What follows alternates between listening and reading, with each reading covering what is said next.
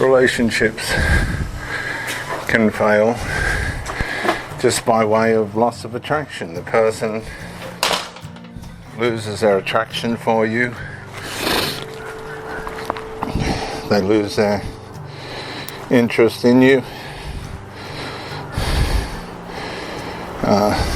And they just don't want you around anymore. And that's a hard pill to swallow, but it's reality. It's the way reality can work. And reality can work against us. We don't like to hear that, and we normally don't want to accept that. But reality can and will work against us. And it does it very well. So if we go a little bit deeper, that means human nature can work against us and will work against us. The nature, the fallen nature inside all of us, that for the most part we don't want to accept, is there, but it's there. We see it out working in life day by day. We see it.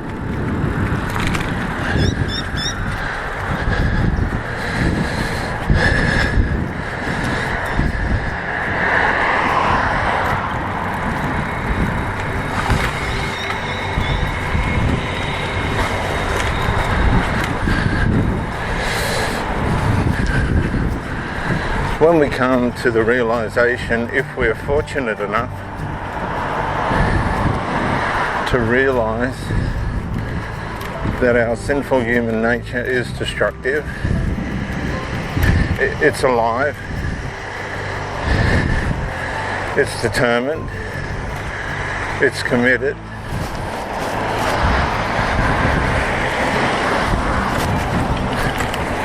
and that it will ruin whatever it can, excuse me, in our lives. It's a hard pill to swallow, because we're stuck with it. We're stuck in this world, surrounded by people that have a sinful human nature. And to complicate things more,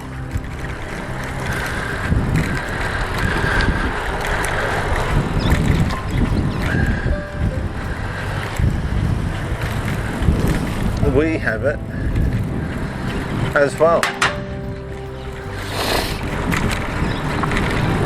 And that's not good news, because there's no escape on our own.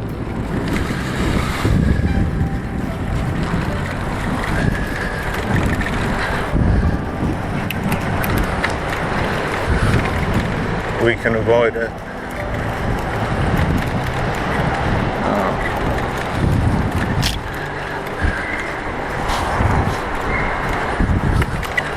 Here and there, and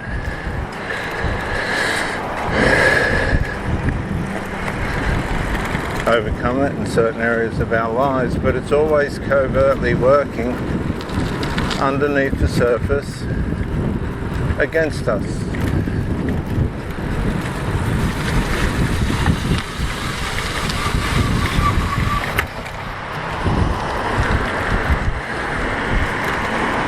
It never goes away, even though you're not being impacted by it or subtly influenced by it. It never goes away. And we can do things and have beliefs and commit ourselves to things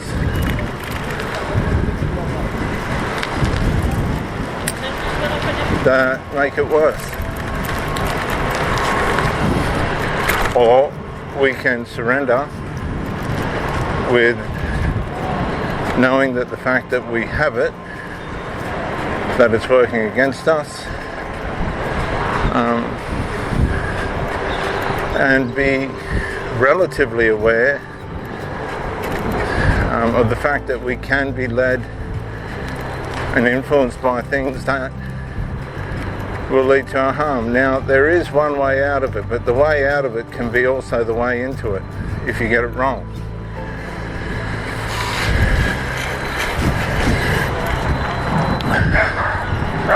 And this is the danger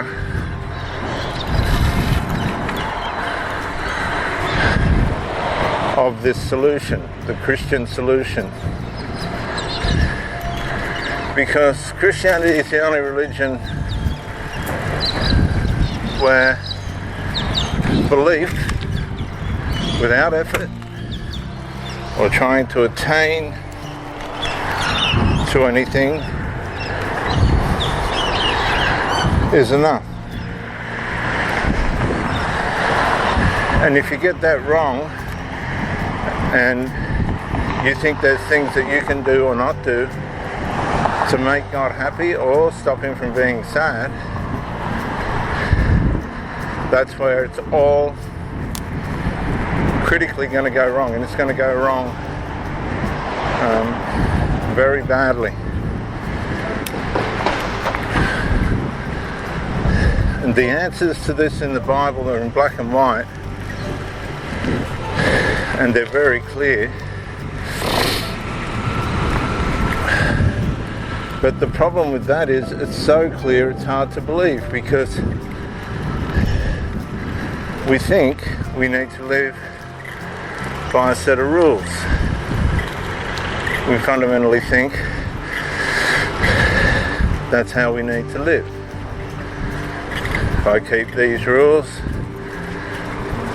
God will do this for me and not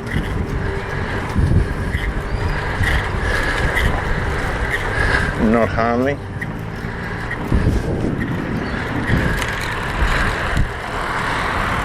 The Wind Whisperer.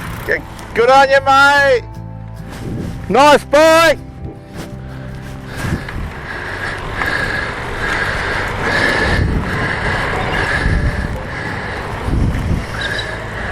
And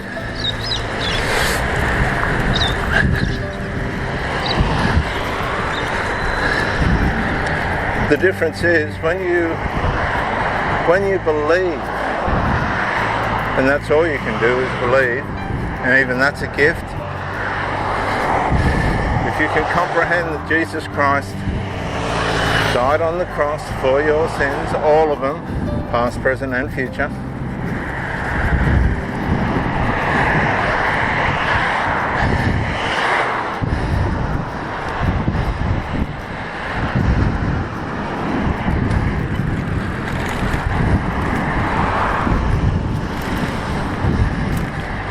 and that you have now, through believing that he died for your sins, was buried and rose again 3 days later, that all your issues in this part of your life between yourself and God, hey buddy,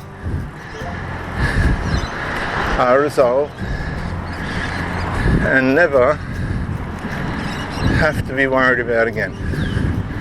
That frees you from that whole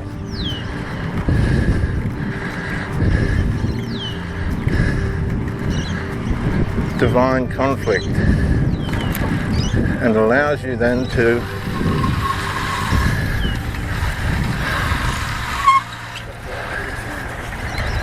focus on more constructive things in your life. The problem with Christianity in most cases today is it expects you to do more. And as you do more, you arouse your sinful nature, because there's nothing you can do to make God happy or stop him from being sad. And as you attempt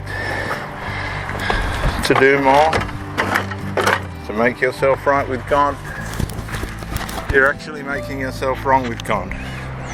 Because as Romans chapter 7, if you study it correctly, warns, when we think there's things we can do or not do to make God happy or stop him from being sad, we become more evil.